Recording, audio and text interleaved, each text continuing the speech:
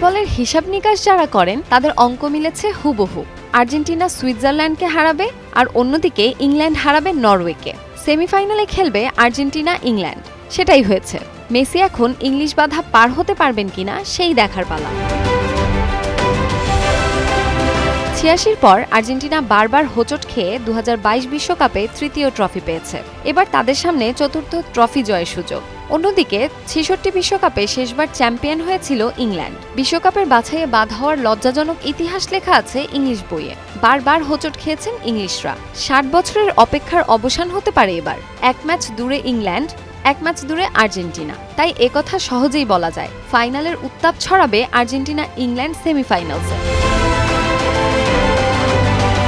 বিশ্বকাপের সেমিফাইনালে Spain France নিয়ে যাই হোক, আর্জেন্টিনা ইংল্যান্ড হবে অলিখিত ফাইনাল। এটাই হবে কঠিন ম্যাচ। রোনালদো নেইমাররা বিদায় নেয়ার পর বিশ্বকাপের মশাল হাতে বয়ে বেড়াচ্ছেন আর্জেন্টিনার মেসি। আর্জেন্টিনা বিদায় নিলে বিশ্বকাপের সব আলো নিভে যাবে, এটা হলফ করেই বলা যায়। তখন ইউরোপিয়ানদের দাপট থাকবে বিশ্বকাপের মঞ্চে।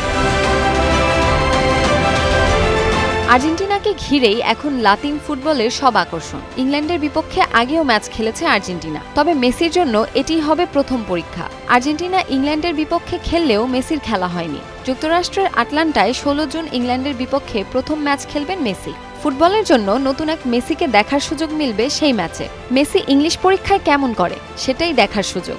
ইংল্যান্ডের বিপক্ষে আর্জেন্টিনার ম্যাচে আগেও ছিলেন মেসি, কিন্তু মেসি ছিলেন বেঞ্চে, খেলা হয়নি। এটা একটা অপূর্ণতা মেসির জন্য। ১৯৬২ থেকে ২০০২ বিশ্বকাপে আর্জেন্টিনা ইংল্যান্ড ৫ বার মুখোমুখি হয়েছে। এর মধ্যে ইংল্যান্ড জিতেছে ৩ বার। দুবার আর্জেন্টিনার জয় হলেও একবার টাই ব্রেকিংয়ে আর্জেন্টিনা জিতেছিল।